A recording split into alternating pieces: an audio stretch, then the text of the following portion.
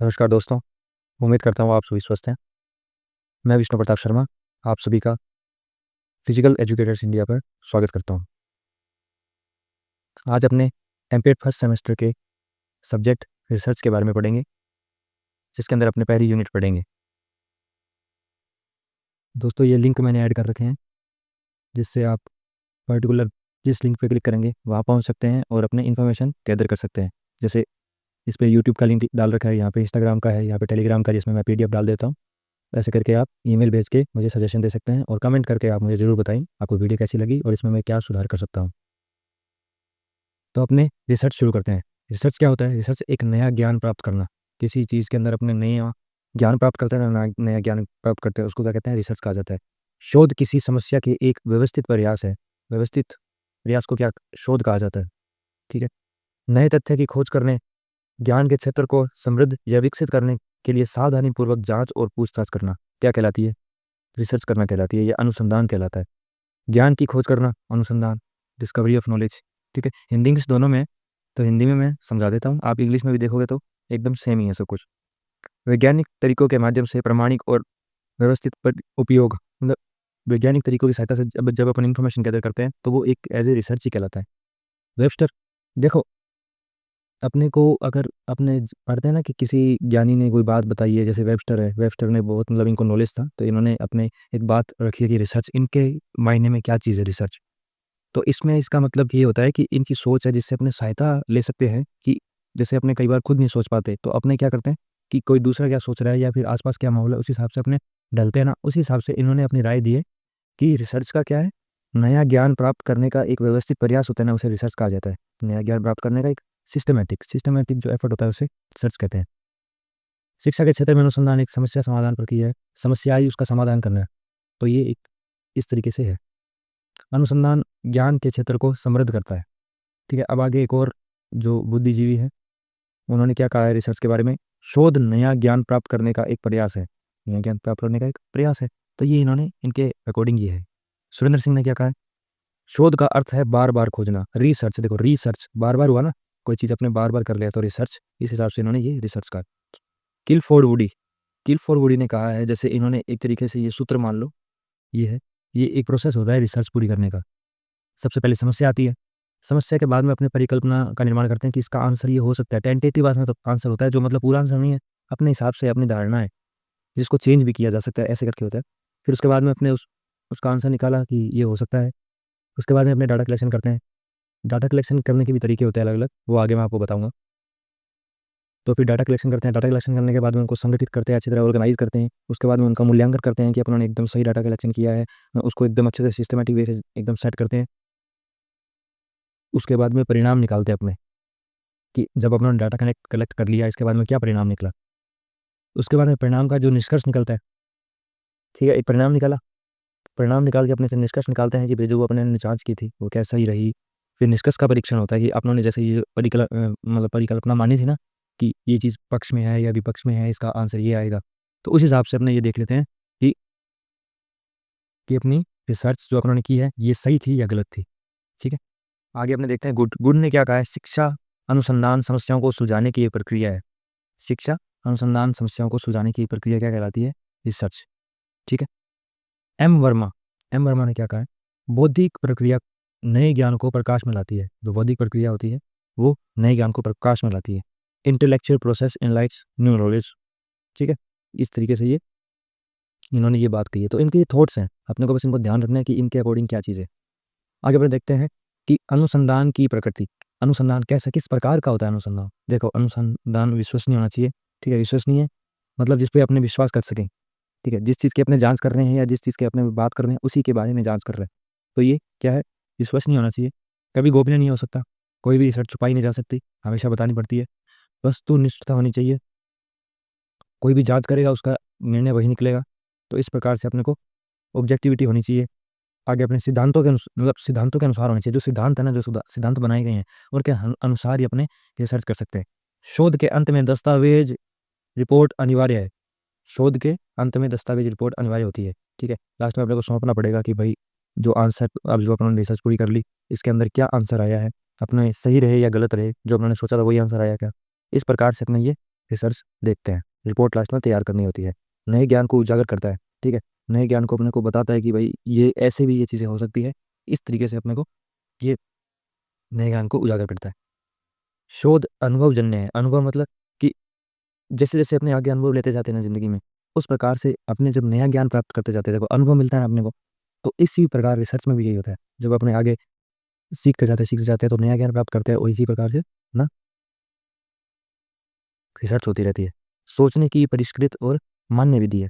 देखो इसमें अपने को थिंक करते हैं अपने कि कैसे अपने को रिसर्च अपने को सही करवानी है, जिससे अपने ज़्यादा से ज़्यादा समय का और जो भी अपने व्यय कर रहे हैं उसका ज़्यादा से ज़्यादा लाभ उठा सकें।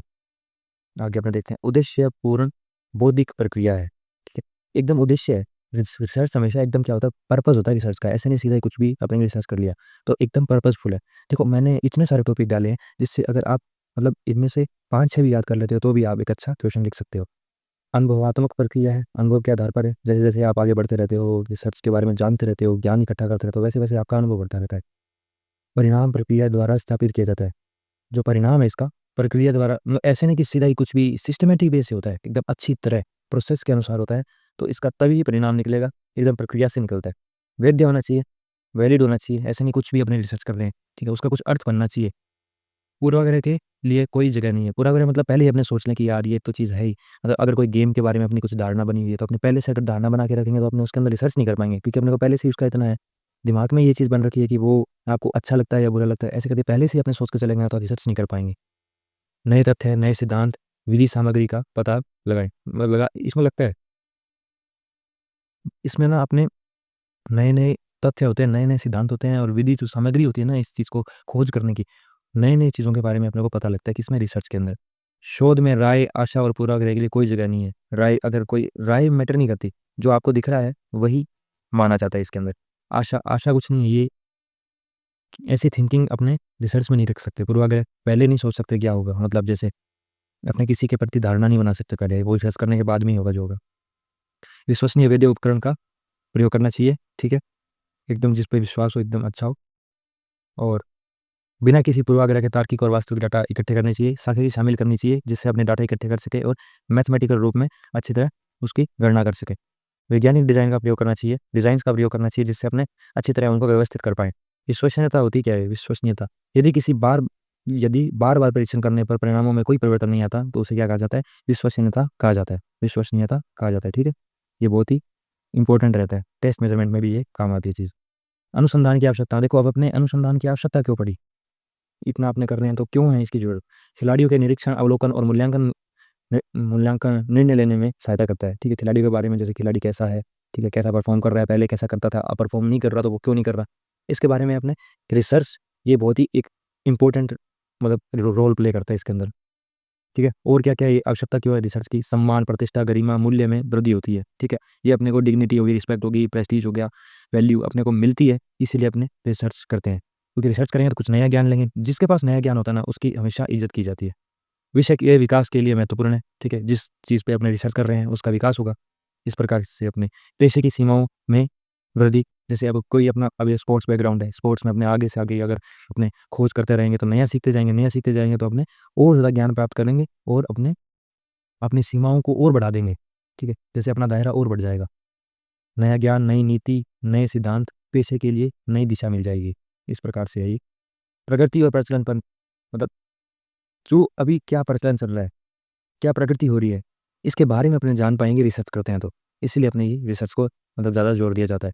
शिक्षण और प्रशिक्षण की विधि के बारे में जानेंगे, ठीक है, शिक्षण कैसे आजकल कैसे शिक्षण हो रहा है, शिक्षण कैसे और ज़्यादा सुधारा जा सकता है, प्रशिक्षण जैसे खेल को अपने सिखाते हैं तो वो प्रशिक्षण होता है, उसमें कैसे और ज़्यादा सुधार किया जा सकता है, तो ये इसमें रिसर्च के द्वारा अपने सीखते हैं। सुविधाओं और उपकरणों के बारे में जानकारी प्राप्त होती है, कौन सी सुविधा अपने लिए ज़्यादा मायने रखती है, या कौन सा उपकरण अपने को ज़्यादा से ज़्यादा परफॉर्मेंस दे पाएगा, इसके बारे में अपने रिसर्च में सीखते हैं। खेलों का स्तर, जैसे अपने अगर खेलों के बारे में जानकारी लेते रहेंगे, ठीक है, उपकरणों के बारे में जानकारी लेते रहेंगे, तो वैसे वैसे अपने ये सीखते जाएंगे और खेलों का स्तर भी बढ़ता जाएगा। अनुसंधान का महत्व क्या है, नए सिद्धांत विकसित करना, सबसे पहले तो नया सिद्धांत विकसित करना होता है इसके अंदर, कि जैसे खोज करते जाएंगे, अगर अपने आगे बढ़ते जाएंगे तो उसके अंदर नया नॉलेज अपना जब ऐड हो जाएगा ना, तो उसके अंदर अपने कोई ना कोई नई थ्योरी बना सकते हैं, नई थ्योरी बनाएंगे तो वो धीरे धीरे अगर प्रैक्टिकली प्रूव हो जाता है और अपने जो परिकल्पना बनाई है वो प्रूफ हो गई तो वो एक सिद्धांत के रूप में बन जाता है। सरकारी नीतियों को राजनीतिक आधार प्रदान करने के लिए। देखो सरकारी जो नीतियाँ आती है ना, वो सबसे पहले रिसर्च करती है अपने मनुष्यों पे। वो पहले ये देखती है कि भाई इनका क्या राय है, वो कैसे ना कैसे सीक्रेटली भी रिसर्च कर सकते हैं, उस हिसाब से फिर योजना बनाती है और फिर लागू करती है। लोगों की इच्छाओं ज़रूरतों को जानना, देखो इच्छाएं ज़रूरतें जानेगी फिर तभी तो अपनी पॉलिसीज़ बना पाएंगी या नीतियाँ बना पाएगी। उस प्रकार से ये रिसर्च गवर्नमेंट के लिए भी बहुत योगदान देती है। सरकारी संचालन और योजना और समस्या समाधान के लिए देखो सब अब रिसर्च से अपने को समस्या पता लगेगी और इस हिसाब से अपने आगे से आगे इसको और ज़्यादा इंप्रूव कर सकते हैं। ठीक है, रिसर्च करके और उसको सुधार में ला सकते हैं। खेल प्रबंधन में बहुत ज़रूरी है। खेल को प्रबंध करना है तो अपने को पता लगेगा क्या कमी है, क्या मतलब क्या अपने ज़्यादा सुधार कर सकते हैं, तो वो खेल प्रबंधन में ज़रूरी है। भविष्य की नीड पहले जब पता होगा अपने को क्या अभी नीड क्या चल रही है, वर्तमान में क्या-क्या चीज़ें नहीं करनी चाहिए और क्या करना चाहिए, तो उस हिसाब से अपने रिसर्च के द्वारा भविष्य की नींव भी रख सकते हैं। समाज में उच्च स्थिति, रिसर्च में सब चीज़ें पता लग जाती है अपने को। और रिसर्च जो इंसान करता है ना, उसका भी महत्व बढ़ता है। उसकी स्थिति हाई हो जाती है, मतलब हाई लेवल की सोसाइटी में रहने लग जाता है वो। इस प्रकार से ये चीज़ होती है क्योंकि उसकी सोच आगे चली जाती है, अगले ज़माने में चली जाती है। आजीविका का साधन, अब आजीविका का साधन है। रिसर्च करेंगे, कुछ ना कुछ अपने अच्छी ज्ञान की बात करेंगे। जैसे मैं भी अब आपको ये नोट्स प्रोवाइड कर रहा हूँ, तो ये मेरे भी तो बेनिफिट कर रहा है ना, क्योंकि मैं खुद इसको पढ़ रहा हूँ और मैं इसको समझ रहा हूँ, फिर आपको भी समझ आ रही है। तो इस प्रकार से मेरे नोट्स हैं, मैं आपको प्रोवाइड कर रहा हूँ, ठीक है? मेरे को भी अगर टीचर्स ने बनवाए हैं, तो मतलब ये चीज़ होता है ना कि मैंने ज्ञान प्राप्त किया, उसको अच्छी तरह उनको व्यवस्थित किया, फिर आपको प्रोवाइड कर दिया। उस प्रकार से ये बहुत ही अच्छा है कि रिसर्च अपने इस प्रकार से काम आती है। आय का स्रोत, पता है ये जब रिसर्च करेंगे तो आय बढ़ती है अपनी। ज्ञान की सीमाओं का विस्तार होता है, नए ज्ञान, नए विचार, नए विचारों का बढ़ावा देना भी रिसर्च का महत्व है और बढ़ावा देती भी है। समस्याओं को हल करने का अवसर मिलता है इसके अंदर, ये बहुत ज़्यादा इंपॉर्टेंस है इसका। सारी शिक्षा में अनुसंधान का दायरा क्या है? दायरा देखो एंथ्रोपोमेट्री, ठीक है? ये देखो मानव मिति, जैसे मानव के आकार और ये ढांचे का अध्ययन करना, ठीक है? जैसे मतलब कोई मोटा है, पतला है, एंडोमॉर्फ, मेसोमॉर्फ, और ये चीज़ें आ जाती है, ये मानव मिति में आ जाती है, मानव की क्या आकार, प्रकार है। खेल मनोविज्ञान और शारीरिक क्रिया विज्ञान के अंदर आती है, ठीक है? ये चीज़ आपको पता ही है, ठीक है? शारीरिक शिक्षा की शिक्षा शास्त्र में, ठीक है?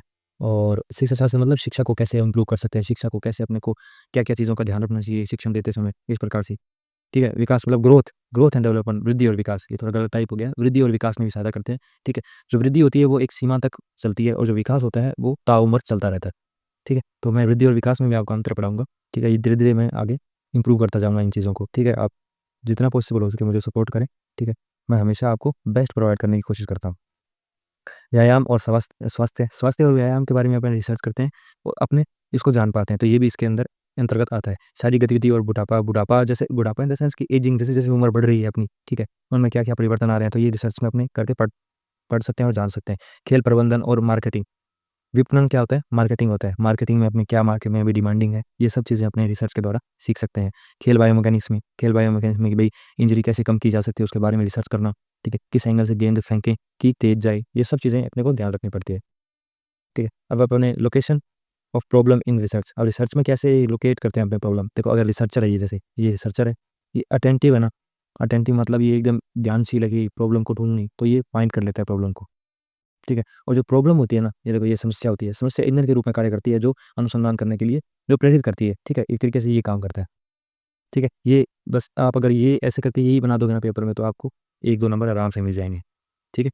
आगे अपने देखते हैं कि भई अगर अपने पास रिसोर्स पूरे नहीं है, अपर्याप्त संसाधन है और साथ में ये आवश्यकता भी पूरी नहीं कर रहे, तो हाथों-हाथ क्या समस्या उत्पन्न हो जाएगी, ठीक है? इस प्रकार से ये चीज़ें होती है कि अगर अपने को पर्याप्त संसाधन भी नहीं, इनसफिशिएंट रिसोर्स दे दिए, ठीक है? और जो नीड्स थी अपनी वो फुलफिल नहीं की गई, तो हाथों-हाथ प्रॉब्लम क्रिएट हो जाएगी। आगे अब इन जो ये शिक्षाविद हैं इन्होंने क्या बताया है, इनकी क्या राय है इसके अंदर? आवश्यकता जितनी प्रबल होगी, बाधा भी उतनी ही तीव्र होगी। डॉक्टर पारसनाथ ने कहा है कि जितनी आवश्यकता ये प्रबल होगी, बाधा भी उतनी ही तीव्र होगी और समस्या भी उतनी ही तीव्र होगी। जिससे यही बात है ना कि आवश्यकता ही आविष्कार की जननी है। Necessity is the mother of invention.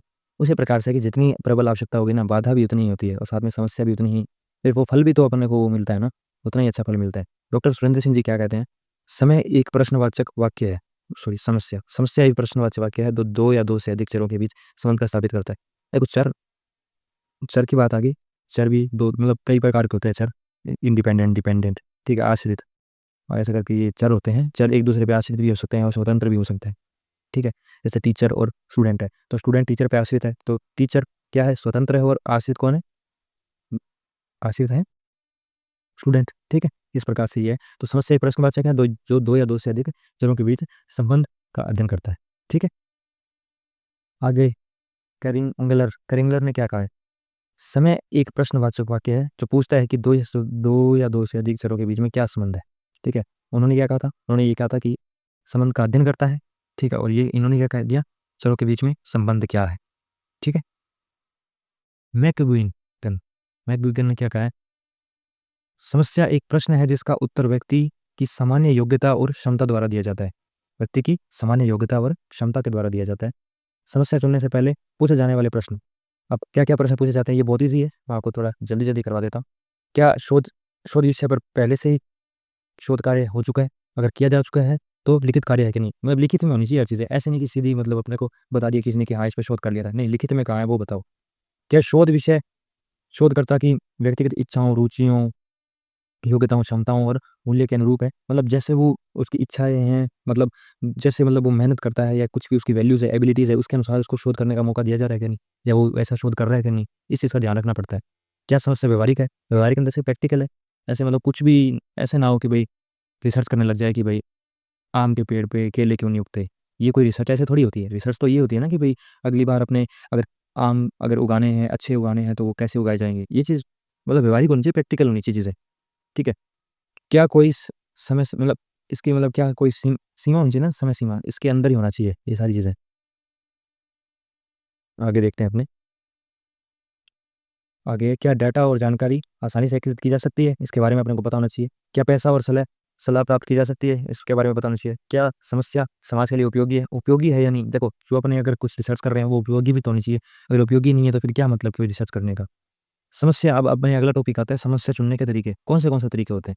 जब किसी के अपने जब जब किसी के अपने ज्ञान और दूसरे के ज्ञान में अंतर होता है ना, तभी समस्या उत्पन्न होती है। बहस तभी होती है जब सामने वाला कहता है हाँ और दूसरे वाला कहते हैं ना, तो वो आपस में एक दूसरे को समझाने लग जाते हैं, तो वो बहस भी एक कारण बन जाता है। संबंधित साहित्य का अध्ययन करना। ठीक है, संबंधित साहित्य का अध्ययन करेंगे तो अपने को समस्या सुनने में आसानी होगी। समस्या अपने जान पाएंगे कि भाई क्या यहाँ गलती की गई है। ठीक है, अब क्रिकेट के बारे में अपने जान रहे हैं कि क्रिकेट के बारे में रिसर्च कर रहे हैं, तो अपने रूल बुक पढ़ेंगे, अगर किसी ने उसके बारे में कुछ लिखा है उसके बारे में वो पढ़ेंगे, फिर ही अपने आगे अपनी खुद की राय बना पाएंगे। थीसिस होते हैं, थीसिस जब अपने पीएचडी करते हैं तो थीसिस लिखते हैं, उससे अपने देख सकते हैं कि किसने क्या लिखा है। समाचार समाचार पत्र होते हैं, उनके बारे में अपने उससे पता कर सकते हैं, पत्रिकाओं से पता कर सकते हैं, पाठ्य पुस्तक होती है उनसे पहले के जो शोध हैं उनसे पता कर सकते हैं अपने ये चीज़ें। संकाय शिक्षक से अपने परामर्श ले सकते हैं, जो अपने का फैकल्टी है जो अपने पास, उनसे पूछ सकते हैं कि ये सही है गलत है, वो अपने को राय दे सकते हैं। आगे अपने ये वर्तमान परिचालन की वैज्ञानिक निगरानी, ये विवादास्पद विषयों की जांच कर सकते हैं, जो विवाद में है वो सम्मेलन सम्मेलन में अपने जा सकते हैं, जिनसे अपने पूछ सकते हैं कि भाई कैसे है, या फिर वो अगर कोई भी रिपोर्ट जारी करते हैं तो उसके बारे में अपने जानकारी हासिल कर सकते हैं और अच्छे से रिसर्च कर सकते हैं बाद में, और अपनी समस्या का अपने चयन कर सकते हैं। ठीक है, समस्या चयन के सिद्धांत क्या है? शोधकर्ता की रुचि सबसे पहले जरूरी है, रुचि होनी चाहिए कि कौन क्या रुचि है उसकी, योग्यता क्या है वो होनी चाहिए। समस्या पर पहले भी काम किया जा चुका हो, ये सबसे ज़्यादा जरूरी है। समस्या मापन और मूल्यांकन की सीमा के भीतर हो, ये भी सबसे ज़्यादा जरूरी है कि भीतर होनी चाहिए, मूल्यांकन भी किया जा सके, मापन भी किया जा सके, तभी तो ये समस्या अपने मैटर करेगी। लिखित दस्तावेज होना चाहिए उसके लिए। समस्या सैद्धांतिक और व्यवहारिक दृष्टिकोण से उपयोगी होनी चाहिए, सैद्धांतिक और व्यवहारिक दोनों से। ठीक है, सिद्धांत भी उस पर लागू होता है और व्यवहारिक प्रैक्टिकल होनी चाहिए। समस्या को हल करने के लिए समय और अनुभव, मार्गदर्शन और वित्त प्रदान किया जा सकता है। ठीक है, वित्त भी अपने को, जैसे अगर अपने को बजट मिलेगा तभी अपने आसानी से बढ़िया तरीके से कर सकते हैं। बजट क्या होता है? आय और व्यय का जो लेखा जोखा होता है उसको बजट कहते हैं। समस्या समाज के लिए उपयोगी होनी चाहिए। ठीक है, समस्या वास्तविक होनी चाहिए। शोधकर्ता को गणितीय गणनाओं का अनुभव होनी चाहिए, गणितीय गणना करेगा तभी तो वो अच्छी तरह रिजल्ट मतलब निकाल पाएगा। समस्या के लिए आवश्यक डाटा का विश्लेषण करने के लिए पर्याप्त प्रशिक्षण और अनुभव होना चाहिए। ठीक है, ये बहुत ईजी है, मतलब सीधी सीधी बात कह रहे हैं। अब अपने आगे देखते हैं कि रिसर्चर क्या होता है। रिसर्चर मतलब उसको क्यों रिसर्चर कहते हैं, और एक अच्छा रिसर्चर क्या क्या क्या क्वालिटीज़ होती है। जिज्ञासु होता है, वो हर चीज़ जानने की कोशिश करता है, बुद्धिमानी उसके अंदर होती है, बुद्धिमान होता है वो। स्वस्थ आलोचक होता है, आलोचक होता है स्वस्थ, क्योंकि वो ऐसा नहीं चाहता कोई भी ऐसे दबाना नहीं चाहता, वो अच्छी तरह सबको सुधार करना चाहता है। बौद्धिक ईमानदारी होती है, वो अपनी बुद्धि का इस्तेमाल करता है, ऐसे नहीं कि ज़्यादा ही किसी को आगे बढ़ाने की कोशिश करेगा। ऐसे बायसनेस नहीं होती उसके अंदर, अनबायस रहता है हर चीज़ के अंदर, और बुद्धि का आराम से विवेक के साथ इस्तेमाल करता है। लचीलापन लचीलापन होता है, वो किसी भी सिचुएशन के अंदर अपना कोशिश करता है कि वो ढंग से अपना योगदान दे सके। क्रिटिकल थिंकिंग, उसके अंदर क्षमता होती है कि वो अच्छी तरह सोच समझ सकता है, ये थिंकिंग कर सकता है अच्छी तरह। कोलैबोरेशन, वो सबके साथ मिलजुल के अपना काम कर सकता है, मिलजुल के सबको साथ लेके चल सकता है। रचनात्मकता, नई नई चीज़ें, नई नई खोज करने की, उसके अंदर नए तरीके बनाने की एक ललक होती है, उसको रचनात्मकता कहते हैं। समस्या समाधान करने की कुशलता होनी चाहिए। कोई भी समस्या आ जाए तो वो घबराए नहीं, समस्या समस्या को सुधारने में योगदान दे। ऐतिहासिक शोध, अब अपने आगे देखते हैं ऐतिहासिक शोध क्या होता है। यह मानव स्वभाव या उपलब्धि का एक सार्थक और उद्देश्यपूर्ण लेखा है। यह अतीत की घटनाओं की सच्चाई की जांच करना होता है कि अतीत में जो हुआ है वो सच था या झूठ था। यह एक ऐसी प्रक्रिया है जो पूरक है, जिसमें शोधकर्ता द्वारा दी गई जानकारी, अवलोकन और विवरण की प्राथमिकता की जांच करता है। ठीक है, जो अगर अपने को शोधकर्ता ने जो जांच करके दी है उसकी जांच करते हैं अपने कि वो सही है या गलत है। जो पुराने ज़माने के अंदर जो चीज़ें होती थी उसके बारे में जो लेखा जोखा अपने पास है वो सही है या गलत है, उसके बारे में जानना और अपनी खुद की रिपोर्ट तैयार करना। इसके अंदर ऐतिहासिक में यही होता है, जो अतीत का जो बीत चुका है, ज़रूरी नहीं है जो बीत चुका है अभी 4 दिन पहले हुआ या 10 दिन पहले हुआ है। अगर वो जो बीत चुका है उसके बारे में वो जानकारी प्राप्त करनी है, वो किससे? हिस्टोरिकल रिसर्च के अंदर आती है। ऐतिहासिक शोध में बहुत पहले सुदूर अतीत में हाल है के समय घटित घटनाओं का विश्लेषण है। पुराने तथ्यों की पहचान करके और उनसे संबंधित साहित्य का अध्ययन करके सच्चाई जानना होता है। ठीक है, ये सीधी सीधी लैंग्वेज है, इसमें मैं क्या समझाऊं। ऐतिहासिक शोध को तथ्यों को स्थापित करने और अतीत की घटनाओं के बारे में निष्कर्ष निकालने के लिए, साक्ष्य का मूल्यांकन और संश्लेषण करने के लिए एक व्यवस्थित और उद्देश्यपूर्ण स्थान के रूप में परिभाषित किया गया। ठीक है, एक व्यवस्थित होता है एकदम, अपने को पहले के बारे में जानना है, एकदम तरीका होता है इसके अंदर। उस तरीके से अपने जो बीत गया उसके बारे में अपनी जानकारी प्राप्त कर सकते हैं। उसके लिखित अगर दस्तावेज हैं तो उनसे आसानी से अपनी जानकारी प्राप्त कर सकते हैं। अतीत की घटनाओं की गहन जांच करने और एक विश्वसनीय विवरण प्रस्तुत करने के लिए ये रिसर्च होती है। लक्षण क्या क्या होते हैं अतीत के? अतीत मतलब ये अतीत जो अपने हिस्ट्री है, इतिहास का जो अपने शोध कर रहे हैं तो इसके क्या क्या लक्षण है। अतीत की घटनाओं का विश्लेषण किया जाता है। अतीत की घटना या विचारों और कार्यों का वैज्ञानिक अध्ययन किया जाता है। ऐतिहासिक शोध आम शोधकर्ताओं की परिकल्पना, समझ, साक्ष्य या रिपोर्टों पर निर्भर करता है। ऐतिहासिक शोध के लिए साक्ष्य पुस्तकालयों, संग्रहालयों, प्राचीन ऐतिहासिक स्थलों, विशिष्ट स्थलों और पुरातात्विक उत्खनन आदि से प्राप्त किए जाते हैं। ठीक है, ये सारी जितनी भी जगह हैं इनसे प्राप्त की जाती है, क्योंकि पुराने ज़माने में ये चीज़ें ज़्यादा होती थी। डाटा संग्रहण कैसे, मतलब क्या है चीज़ है ये आप समझो। डाटा संग्रहण के दो तरीके होते हैं, एक प्राथमिक होता है, एक द्वितीयक होता है। डाटा संग्रहण व्यापक रूप से किया जाता है। प्राथमिक, जिसमें प्रथम हाथ की जानकारी होती है, मतलब सबसे पहले फर्स्ट इंफॉर्मेशन रिपोर्ट सबसे पहली आती है सबसे। केवल शोधकर्ता इसका सीधा उपयोग नहीं करता, मतलब सीधा उपयोग करता, सॉरी नहीं करता, क्या सीधा उपयोग शोधकर्ता ही उपयोग करता है सीधा। तो सीधी जो फर्स्ट हैंड रिपोर्ट होती है वो सारी की सारी क्या किसमें? प्राथमिक डाटा के अंदर आती है। जब कोई शोधकर्ता स्वयं या किसी साथी शोधकर्ता के माध्यम से तथ्य एकत्रित करता है तो उसे प्राथमिक स्रोत कहा जाता है। ठीक है, जो मतलब जो प्रथम रिपोर्ट होते हैं उसे क्या कहा जाता है? उसे कहा जाता है प्रथम या फिर प्राथमिक शोध। ठीक है, प्राथमिक डाटा कहा जाता है।